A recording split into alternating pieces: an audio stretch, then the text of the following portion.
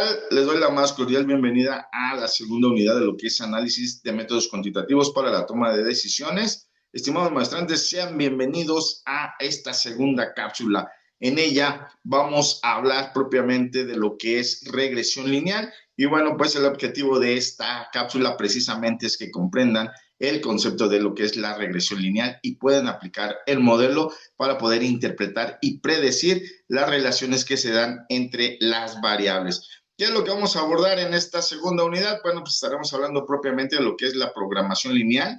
Hablaremos o haremos énfasis en lo que es regresión lineal. Hablaremos también de lo que es la formulación de problemas y la formulación de lo que son los modelos. Vamos por partes. ¿Qué es la programación lineal? Bueno, la programación lineal es una herramienta matemática que nos permite dar solución de manera óptima a una serie de problemas que involucra una serie de restricciones, una función objetivo y siempre y cuando todas las relaciones involucradas sean lineales. Es decir, se busca maximizar o minimizar una función, tales como las cuestiones de ganancias, la eficiencia, el tiempo, los costos, etcétera, sujeto a ciertas limitaciones. ¿Qué tipo de limitaciones? Pues básicamente lo que son los recursos, el tiempo disponible o la capacidad de producción. Y bueno, esta programación lineal pues nos lleva propiamente a lo que son los elementos claves de un modelo de programación lineal. ¿Cuáles son esos elementos? Primero que nada es la función objetivo, es decir, lo que deseamos optimizar. Por ejemplo, si deseamos maximizar las utilidades, crearemos una función. En este caso, como ejemplo, ponemos 5x más 3y, que sería nuestra función de maximización. Por el otro lado, nos vamos a encontrar con lo que son las restricciones. ¿Qué son esas restricciones? Bueno, pues puede ser el tiempo, las horas, el material que tenemos disponible y nuevamente estaríamos creando aquí una serie de ecuaciones. Posteriormente tenemos lo que son las variables de decisión. Las variables de decisión son aquellas cuestiones que vamos a determinar, llámese X, llámese Y, etcétera, etcétera. ¿Qué es lo que buscamos? Y bueno, tenemos además dentro de estos modelos la condición de no negatividad. Y bueno, pues dentro de este apartado tenemos propiamente también lo que son las aplicaciones prácticas. ¿Cuáles son esas aplicaciones prácticas? Bueno, pues es la asignación de los recursos, la planificación de la producción y la distribución del transporte, la optimización propiamente de los presupuestos, el diseño de dietas balanceadas a menor costo, etcétera, etcétera, ¿verdad? Todo aquello que se pueda en un momento dado maximizar. Y bueno, pues vamos ahora sí a la parte medular de esta sesión, que es propiamente la regresión lineal. ¿De qué se trata lo que es la regresión lineal o qué es la regresión lineal? Bueno, la regresión lineal seguramente la habrás visto por ahí en la parte estadística, como tal, es una técnica estadística que se utiliza para analizar la relación entre dos variables, una de ellas que suele ser la variable independiente, generalmente la conocemos como X, y la variable dependiente que es Y. El objetivo entonces es encontrar la ecuación que permita predecir el valor de Y a partir de X, asumiendo que la relación entre ellas es aproximadamente lineal. Y bueno, el modelo de regresión lineal, tenemos una ecuación básica donde Y es igual a más B que multiplica a X. Y bueno, en ella vamos a encontrar, primero que nada, lo que es la definición por parte de estas literales dentro de la ecuación. Tenemos, primero que nada, lo que es Y, que es la variable dependiente, es decir, lo que generalmente queremos predecir. X, por el otro lado, es la variable independiente, es decir, el predictor. A es el intercepto, es decir, es el valor de Y cuando X vale 0 y B es la pendiente. Nos indica cuánto cambia Y cuando X aumenta en una unidad. Y bueno, ¿cómo se interpreta esto? Pues básicamente si la pendiente B es positiva, significa que conforme aumenta X, también va a aumentar Y. Por el caso contrario, si es negativo y Y disminuye, cuando X aumenta. Y bueno, ¿para qué se utiliza? Entonces aquí tenemos que podemos utilizar este sistema de regresión lineal, lo podemos utilizar para predecir precios de viviendas, de metros cuadrados, etcétera, etcétera, para analizar rendimiento, por ejemplo, las horas de estudio de los estudiantes, para estimar demandas, costos, crecimiento económico, etcétera, etcétera. Tiene múltiples utilizaciones propiamente lo que es este modelo de regresión lineal. Y bueno, pues entonces generalmente nos vamos a preguntar por ahí cuál sería la diferencia principal entre lo que es la correlación y lo que es la regresión lineal. Bueno, vamos a ir viendo qué es la correlación. ¿Qué mide? La correlación en primera instancia mide la fuerza y la dirección de la relación lineal entre dos variables. El valor típico, es decir, el número que se da entre -1 y 1, que generalmente lo conocemos como el coeficiente de Pearson o el coeficiente de correlación R. Y bueno, ¿cuál sería su interpretación? Cuando R es cercano a 1, entonces queremos o podemos decir que tiene una relación positivamente o positiva fuerte, ¿verdad? Cuando R es cercano a -1, la relación negativa fuerte se da en este contexto. Y cuando R es cercano a 0, se dice que no hay una relación lineal propiamente.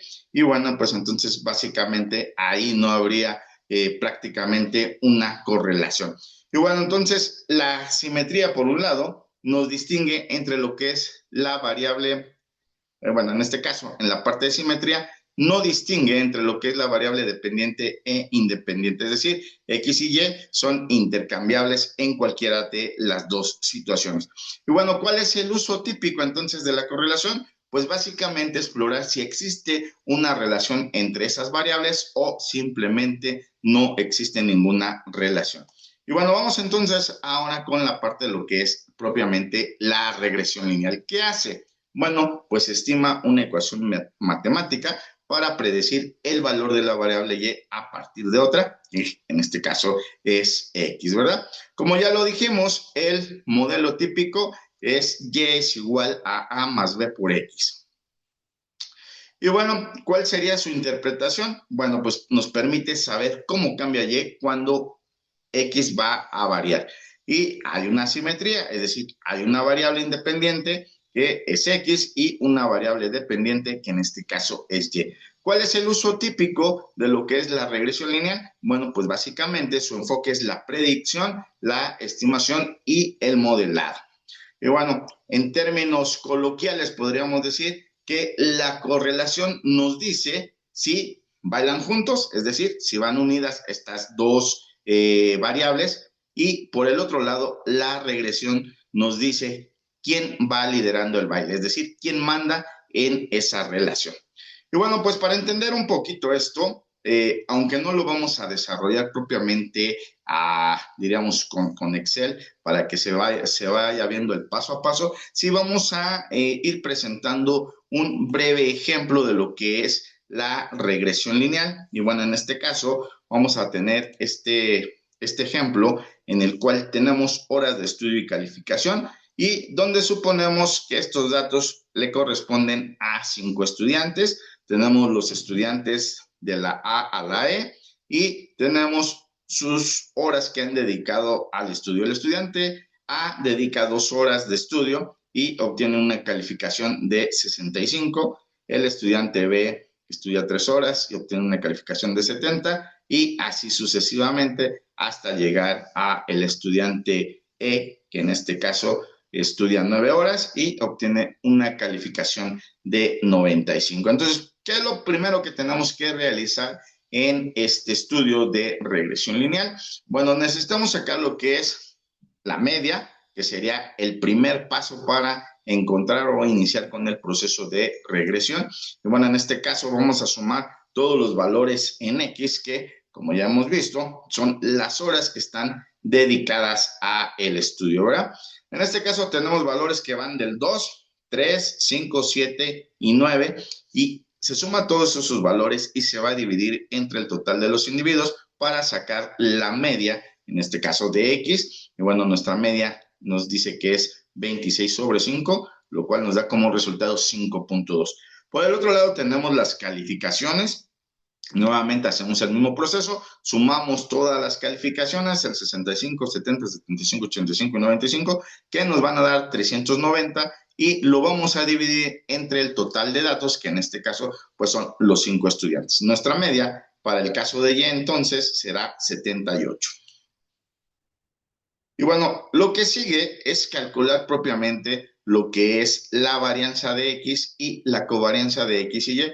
¿Cómo se saca lo que es la varianza? Bueno, recordemos que para sacar la varianza necesitamos a nuestra serie de datos, en este caso serían los datos de X, le vamos a restar su media, cada uno de los datos, y vamos a hacer la sumatoria. En este caso sería el dato que tenemos, que sería 2, menos su media, que en este caso hemos dicho que la media vale un total de 5.2, entonces tendremos 2 menos 5.2, ese dato lo vamos a elevar al cuadrado y lo vamos a sumar con el subsecuente para llegar al resultado, en este caso de 32.8, el cual vamos a dividir entre el total de datos, que sería 5, y entonces nuestra varianza en X va a ser de 6.56. Bueno, para sacar la covarianza, estaríamos haciendo lo que sería nuestro dato, en este caso de X, menos su media, multiplicado por el dato de Y menos su media. Y bueno, haríamos el proceso con cada uno de los datos, sumamos al final todos esos datos, que en este caso nos va a dar 137, y lo vamos a dividir entre el total, pues, en este caso, de los estudiantes, que son 5 datos, y bueno, sería 137 sobre 5, nos va a dar la covarianza, en este caso, 27.4. Bien, esto, aunque parece un poquito no muy claro en este punto, lo vamos a explicar más a detalle en un ejercicio directamente en la aplicación de Excel. Obviamente aquí están las tablitas para que ustedes vayan haciendo también el proceso paso a paso de cada uno de los valores y nos da una referencia muy clara de cómo se saca la covarianza. Pero esto también lo podemos sacar a través de Excel de una manera directa. Bueno, vamos con el siguiente proceso, que es básicamente ya calcular lo que es la pendiente de B y la ordenada al origen, que es A. Entonces B nos dice que es igual a la covarianza de X, Y sobre o dividido entre la varianza de X, lo cual sería 27.4 entre 6.56, y esto nos da una aproximación de B de 4.18. Mientras que A, para despejar o para obtener A, necesitamos sacar lo que es Y esperada menos, bueno, perdón, la media de Y menos B multiplicado por la media de X. Y esto es igual a 78 menos 4.18 multiplicado por 5.2, lo cual nos estaría dando como resultado una aproximación de 56.26. Y bueno, finalmente, nuestro modelo de regresión lineal, que es Y es igual a A más B por X, quedaría de la siguiente manera. Y esperado es igual a 56.26 más 4.18 multiplicado por X, que en este caso X va a ser pues lo que nosotros esperamos o lo que vamos a proyectar pues más adelante, ¿no? Que sería prácticamente la resolución de nuestro problema. Entonces, en conclusión, podemos decir que la interpretación de los coeficientes queda de la siguiente manera. La pendiente B es igual a 4.18, nos quiere decir que por cada hora adicional de estudio, la calificación esperada aumenta en 4.18 puntos, ¿verdad? El intercepto A es igual a 56.26, nos quiere decir que si un estudiante no estudia, cuando X es igual a 0, se espera una calificación base de 56.26, lo cual puede no tener sentido práctico si X igual a 0 no fuera realista, ¿verdad? Es decir, si la calificación mínima se espera que sea 50, pues obviamente esto no sería realista, pero bueno, recordemos que al final del día, pues es básicamente la base para un estudio que estaríamos realizando con regresión lineal y que bueno, que lo vamos a ir adaptando propiamente a las necesidades, pues, de la situación que estemos realizando, ¿verdad?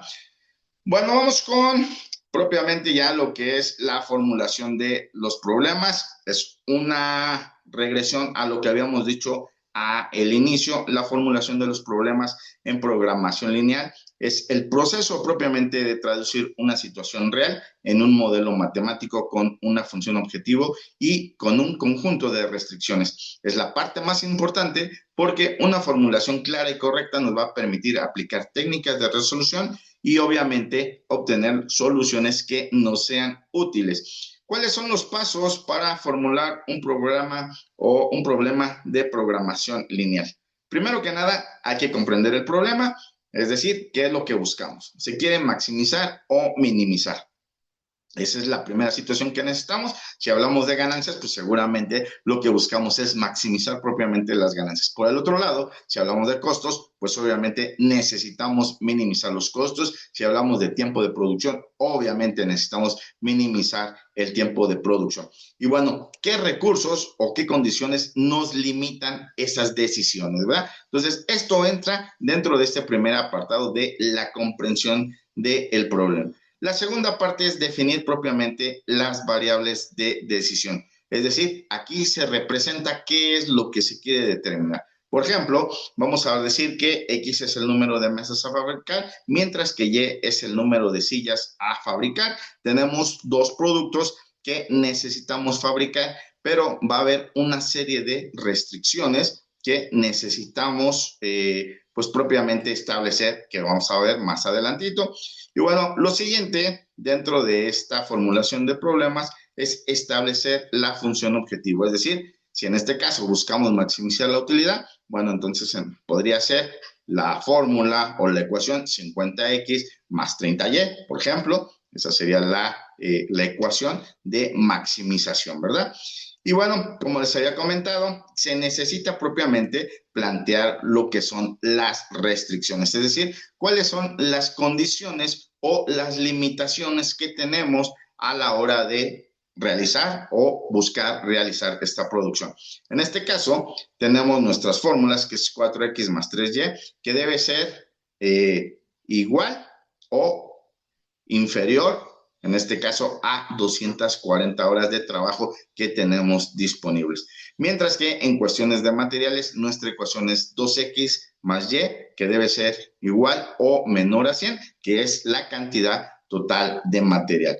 Y bueno, finalmente, dentro de la formulación de problemas, debemos incluir la condición de no negatividad. Es decir, en esta situación no se pueden producir cantidades negativas de ningún producto, ¿verdad? No podemos producir menos 5 sillas, menos 5 mesas. Obviamente eso no es, pues básicamente rentable. Y bueno, finalmente viene lo que es la formulación de los modelos, que básicamente es, diríamos, el mismo proceso que se ha realizado para generar o crear la formulación de los problemas, ¿verdad? Partimos entonces de las variables de decisión, nos enfocamos posteriormente en las funciones objetivo, marcamos lo que son las restricciones y marcamos también lo que son las condiciones de no negatividad. Y bueno, después de todo ello, vamos a ir analizando nuestro modelo paso a paso. Primero que nada, analizar el contexto del problema que se tiene. Después, definir las variables que ya hemos visto dentro de la creación de los problemas, cómo se van creando esas variables. Posteriormente se plantea la función objetivo, se escriben nuevamente lo que sean las restricciones y se agrega finalmente lo que son las condiciones de no negatividad. Diremos que básicamente es lo mismo de la problematización, pero esto ya queda en este caso, queda ya el contexto para crear nuestro modelo que nos va a servir para las diferentes condiciones, en este caso, que pueden ser de una industria, de una empresa en específico, y que, bueno, básicamente a partir de ellas podríamos tomar esas decisiones y establecer nuestro tipo de modelo. Bueno, en nuestra próxima sesión seguramente estaremos hablando o dando solución a un problema ya de manera gráfica, que utilizaremos alguno de los métodos que están por ahí disponibles para pues prácticamente resolver este problema. Con esto estamos concluyendo entonces nuestra segunda sesión, nuestra segunda cápsula. Esperamos que el material aquí expuesto les sea de utilidad y nos estaremos viendo por ahí en nuestra próxima clase, en nuestra clase sincrónica o bien en nuestra siguiente cápsula. Hasta pronto y como siempre les deseamos el mayor de los éxitos.